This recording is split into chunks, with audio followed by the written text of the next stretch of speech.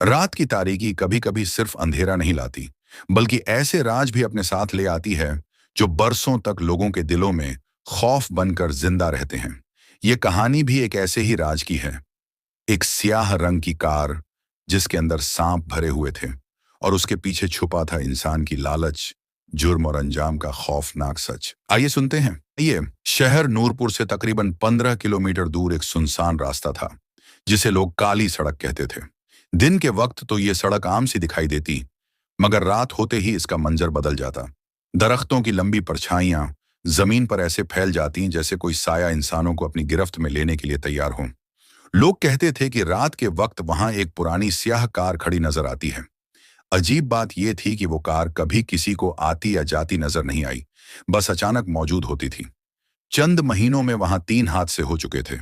हर हादसे के बाद लोग कहते कि ड्राइवर ने अचानक सड़क के किनारे खड़ी कार को देखकर गाड़ी मोड़ी और गाड़ी उलट गई।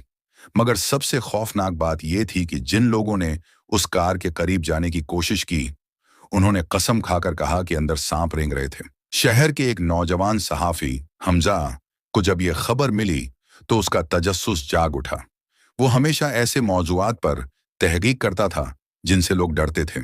हमजा ने सोचा, अगर ये सब वहम है तो लोगों को सच मालूम होना चाहिए, और अगर हकीकत है तो उसे सामने लाना मेरा फर्ज है।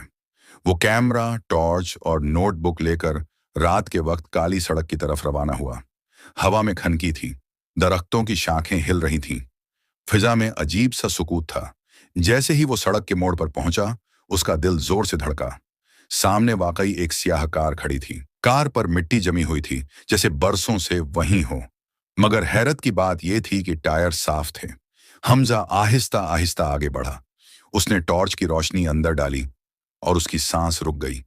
पिछली सीट पर दर्जनों सांप बल खा रहे थे, कुछ मोटे, कुछ लंबे, कुछ सियाह, कुछ चमकदार सब्ज। एक बड़ा कोबरा अपना फन फैलाए बैठा था। हमजा के हाथ कांप गए, मगर वो भागा नहीं। उसने कैमरा निकाला और तस्वीर लेने की कोशिश की। अचानक कार के अंदर से सरसराहट की आवाज तेज हो गई। ऐसा लगा जैसे सांप किसी चीज से बेचैन हो। उसी लम्हे हमजा ने सुना कि कार के अगले हिस्से से हल्की सी दस्तक की आवाज आ रही है। वो चौंक गया। क्या अंदर कोई और भी है? हिम्मत करके उसने अगला दरवाजा खोला। ड्राइविंग सीट खाली थी, मगर नीचे फर्श पर एक पुरानी डायरी पड़ी थी। हमजा ने डायरी उठाई और जल्दी से वापस अपनी मोटरसाइकिल के पास आ गया।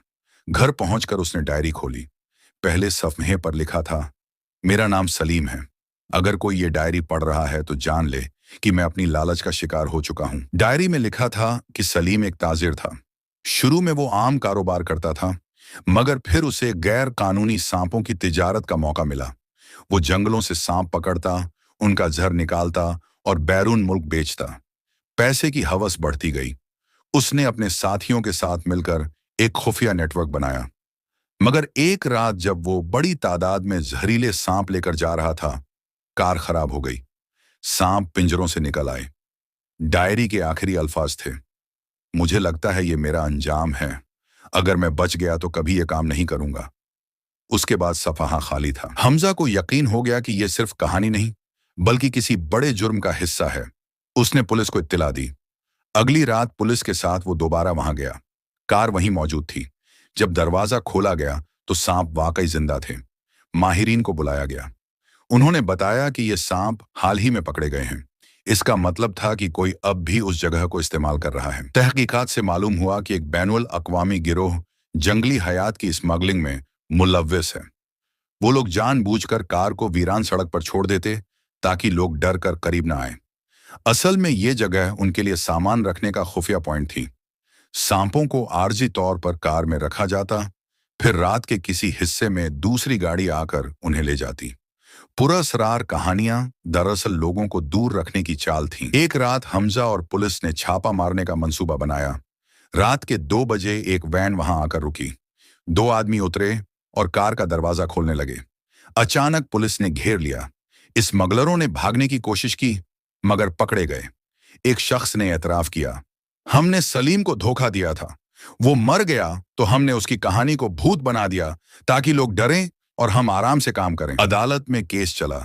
स्मगलरों को सख्त सजा मिली। जंगली हयात के तहफ़्फ़ुज़ के लिए शहर में मुहिम चलाई गई। काली सड़क का खौफ खत्म हो गया। कार को हटा दिया गया। हमजा की रिपोर्ट ने पूरे मुल्क में धूम मचा दी।